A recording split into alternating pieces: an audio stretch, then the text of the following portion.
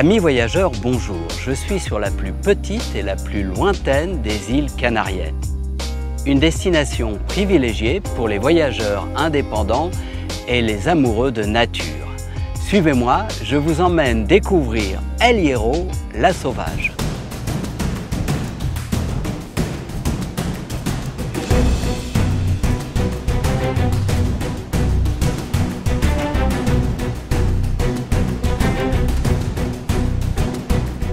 Avec son emplacement en pleine Atlantique, El Hierro sera toujours isolé et tant mieux.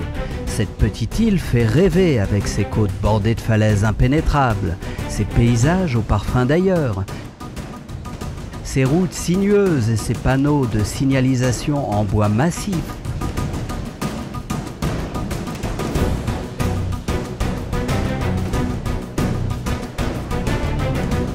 Ses espaces volcaniques gagnés sur la mer et ses forêts de pins en altitude. La plus sauvage des 7 îles canariennes occupe une place à part dans l'archipel. De sa situation marginale, elle a fait une force en étant un véritable laboratoire du développement durable. Par exemple, elle assure elle-même son indépendance énergétique.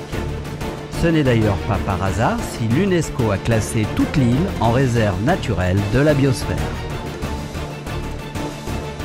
Vous l'avez compris, le charme d'El Hierro réside dans sa nature et fait rare l'empreinte de l'homme reste raisonnable. Cette terre de contraste surprend par la diversité de ses paysages et sous l'écume, les fonds marins rappellent la beauté fragile de l'océan. El Hierro, c'est la nature en cinémascope.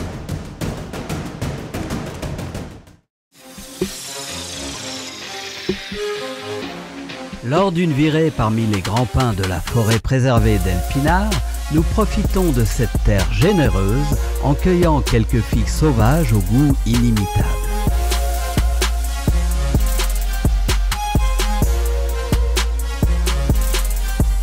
En parcourant l'île, nous avons déniché 3 endroits exceptionnels. Tout d'abord, le site magique de Pozo, où nous découvrons ses maisons de pierre au toit de chaume,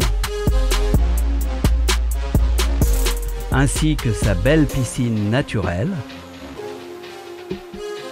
un lieu où l'on aimerait poser ses valises pour toujours.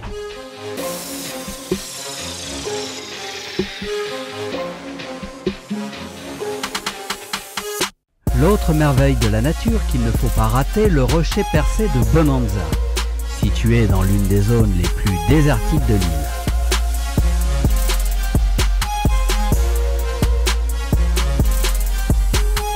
Une petite route permet de gagner les hauteurs dans le calme et la sérénité, un endroit où l'on croise plus d'animaux que d'habitants.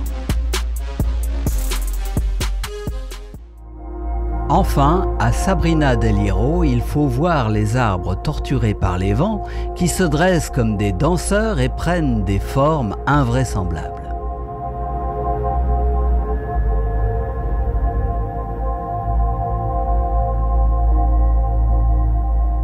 Si vous aimez les lieux de culte, faites une halte au sanctuaire Virgin Los Reyes, implanté au beau milieu de nulle part.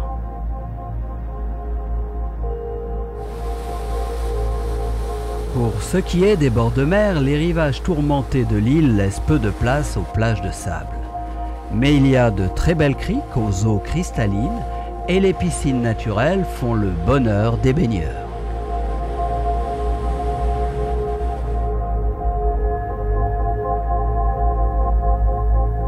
Côté ville et village, peu de choses à voir si ce n'est quelques belles maisons.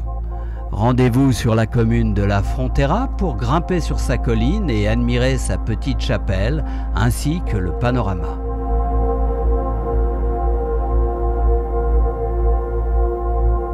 L'écomusée de Güena mérite une visite. On y trouve des maisons villageoises des habitants d'origine de l'île.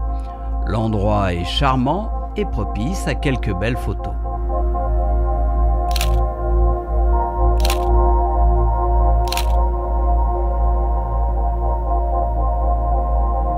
La ville principale de Valverde est une cité paisible dont les points d'intérêt sont la place de la mairie et l'église Notre-Dame de la Conception.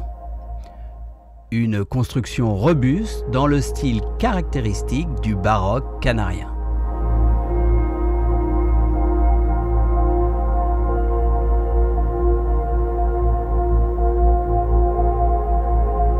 Je terminerai ce panorama par la Restinga. Nous avons accosté dans son petit port où règne une atmosphère familiale entre les voiliers à l'escale. Presque tous nos voisins de ponton vivent sur leur bateau et sont francophones.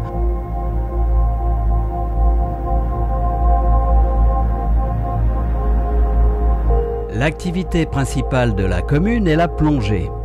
Ici, les clubs sont nombreux et beaucoup sont tenus par des Français.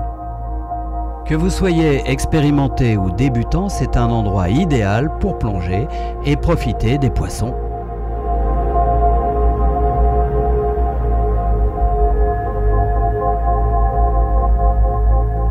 L'endroit est si tranquille que dans le port, 2 tortues de mer nous rendent régulièrement visite. Il faut dire que nous sommes aux portes d'une grande réserve naturelle protégée.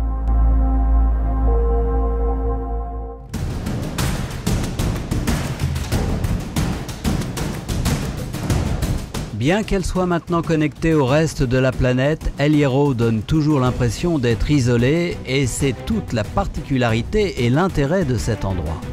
La plupart des personnes qui visitent El Hierro sont des voyageurs indépendants qui planifient et organisent leurs vacances eux-mêmes. On se sent un peu l'âme d'un explorateur à fouler ce territoire de poche magnifiquement préservé. Il est impossible de ne pas être émerveillé par les vagues qui se jettent contre les parois rocheuses, les arbres tordus et torturés par les vents, les villages endormis et la simplicité de la vie locale.